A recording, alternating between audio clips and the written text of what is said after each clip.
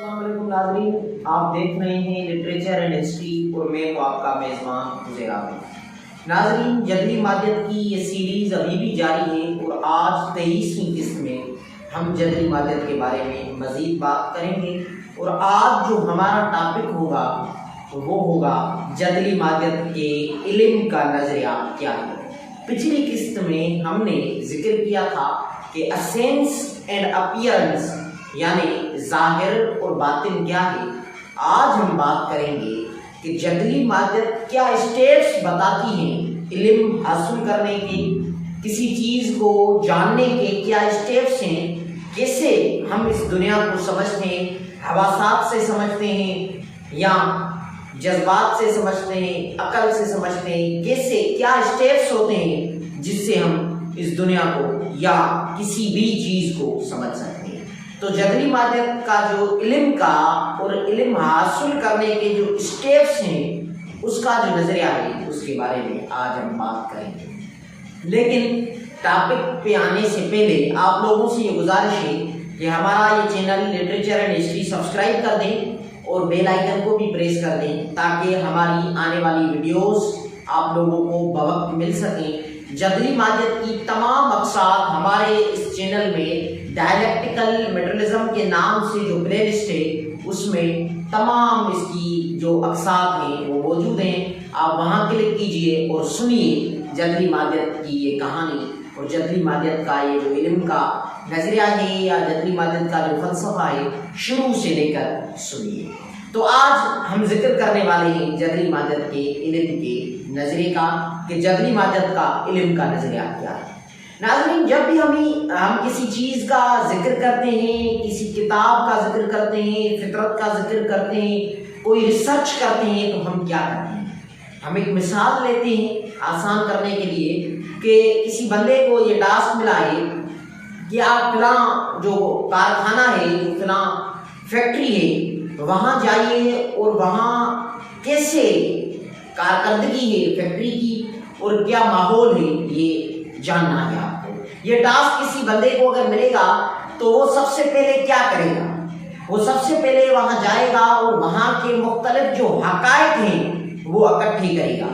یعنی وہاں کتنے مزدور کام کرتے ہیں، کیا کیا چیزیں پروڈیوس ہوتی ہیں، مزدوروں کی تنخواہ کتنی ہے، کتنا منافع اور سرپلس ویلیو جو ہے وہ فیکٹری کے مالک کو بچتا ہے اور کتنے قسم کے پروڈکٹس ہوتے ہیں، یہ ساری چیزیں وہ پہلے مرحلے میں اکٹھے کرے گا۔ یعنی پہلا جو علم حاصل کرنے کا مرحلہ ہوتا ہے وہ ہوتا ہے عوامی جاننا، عوامی علم یا علمی غور و فکر۔ یعنی پہلے ہم علمی غور و فکر کرتے ہیں یا حقائق اکٹھے کرتے ہیں، اس کے بعد کیا مرحلہ آتا ہے؟ اس کے بعد جب کوئی بندہ وہاں کے مختلف حقائق اکٹھے کرے گا تو پھر ان حقائق کو دوسری فیکٹری سے کمپیئر کرے گا کہ یہاں اتنے مزدور ہیں، دوسری جو فیکٹریز ہیں وہاں کتنے مزدور ہیں، وہاں کتنا منافع ہوتا ہے، وہاں کیا ماحول ہے۔ یعنی ان حقائق کو اکٹھا کرنے کے بعد ان حقائق کو ان سے اور اسی قسم کے جو دوسرے کارخانے ہیں وہاں کے ماحول سے اس کو کمپیئر کرے گا۔ یعنی دوسرا جو علم حاصل کرنے کا، کسی چیز کو جاننے کا جو دوسرا مرحلہ یا دوسرا اسٹیپ ہے وہ منطقی جاننا یا منطقی علم ہے، علمی یا عقلی علم ہے۔ پہلا جو اسٹیپ ہے کسی چیز کو جاننے کا وہ عوامی غور و فکر ہے یا عوامی جاننا ہے یا عوامی غور و فکر ہے۔ دوسرا جو ہے وہ منطقی غور و فکر ہے یا کسی چیز کو دوسری چیزوں کے ساتھ کمپیئر کرنے کا جو اسٹیپ ہے وہ۔ اور اس کے بعد کسی چیز کو ہم جانتے ہیں تو پھر اس چیز کو ہم کمپیئر کرتے ہیں اور کمپیئر کرنے کے بعد ہم اس کو ٹھیک کرتے ہیں کہ اس میں کیا غلطیاں ہیں اور کیا اس میں پازیٹیوٹی ہے جو کیری آن کرنی چاہیے اور کیا اس میں غلط باتیں ہیں جو نقصان دہ ہو سکتی ہیں ان کو ٹھیک کرنا چاہیے۔ یعنی علم حاصل کرنے کا جو مرحلہ ہے وہ عوامی غور و فکر اور حقائق کو اکٹھے کرنے سے شروع ہوتا ہے، پھر ان کو دوسری چیزوں سے کمپیئر کرنے کا مرحلہ آتا ہے اور آخر میں عمل کا مرحلہ آتا ہے۔ لینن کے بقول کہ جدلی مادیت کا علم کا جو نظریہ ہے وہ عوامی غور و فکر سے شروع ہوتا ہے اور عقلی اور منطقی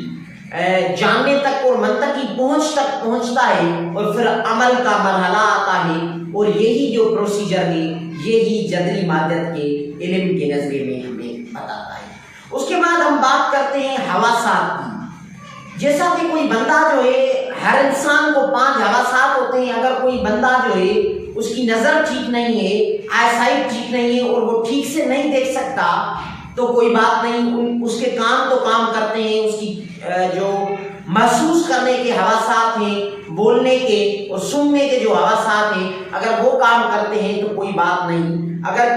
5 میں سے کوئی حواس اگر ایک کم ہے اور دوسرے تیز ہیں تو کام چل جائے گا، لیکن اگر کوئی بندہ نہ دیکھ سکتا ہے، نہ سن سکتا ہے اور نہ کسی چیز کی خوشبو اور بدبو سن سکتا ہے تو وہ انسان ایسے سمجھا جائے گا کہ وہ مر چکا ہے اور وہ نہیں چل سکتا۔ یعنی اس دنیا کو جب ہم جانتے ہیں، حقائق اکٹھے کرتے ہیں، جتنی بھی چیزیں ہم جانتے ہیں وہ ہم حواسات سے جانتے ہیں، یا دیکھتے ہیں یا سنتے ہیں یا سنتے ہیں، تو ہی ہمیں پتہ چلتا ہے کہ یہ چیز اچھی ہے، بری ہے، چھوٹی ہے، بڑی ہے۔ یہ ساری چیزیں ہمیں پتہ چلتی ہیں حواسات سے۔ اس کے بعد جو دوسرا مرحلہ آتا ہے وہ یہ کہ حواسات ہی کافی نہیں ہوتے۔ حواسات ہمیں صرف حقائق بتاتے ہیں، لیکن نتیجہ ہمارا دماغ نکالتا ہے۔ ہم دیکھتے ہیں کہ یہ چیز جو ہے یہ بڑی ہے، لیکن اچھی ہے یا نہیں ہے یہ ہمیں دماغ بتاتا ہے کہ یہ جو چیز ہے، یہ جو فلاں مکان ہے یہ کمفرٹیبل ہوگا یا نہیں ہوگا، یہ ہمیں ہمارا دماغ ہی بتاتا ہے دوسری چیزوں کو کمپیئر کر کے۔ یعنی جو پہلا مرحلہ ہے حقائق اکٹھے کرنے کا وہ حواسات کرتے ہیں، جو دوسرا مرحلہ ہے چیزوں کو ایک دوسرے سے کمپیئر کرنے کا اور پھر ان سے نتائج نکالنے کا کہ کوئی چیز کون سی چیز ہے جو فائدہ مند ہوگی، جو نقصان دہ نہیں ہوگی، یہ جو کام ہے یہ انسانی دماغ کرتا ہے۔ اس کے بعد ایک اور خوبی ہے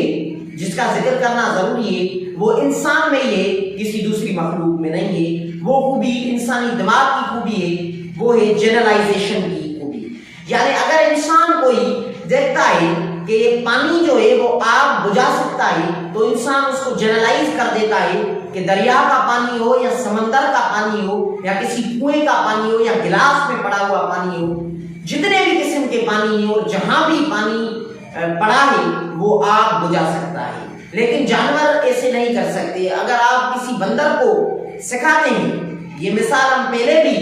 کسی ایپیسوڈ میں کسی قسط میں دے چکے ہیں جدلی مادیت کے، کہ اگر کوئی بندر ہے اس کو سکھایا جاتا ہے کہ کسی کنویں سے پانی نکالو تو وہ دریا کے پانی کو استعمال نہیں کرے گا۔ یہ انسانی دماغ کی خوبی ہے کہ انسان چیزوں کو جنرلائز کرتا ہے۔ اور لاسٹ ہم بات کریں گے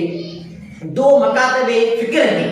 علم حاصل کرنے کے بارے میں۔ ایک وہ ہیں جو سینسیشنلسٹ کہلاتے ہیں، یعنی یہ وہ فلسفی ہیں جو کہتے ہیں کہ انسانی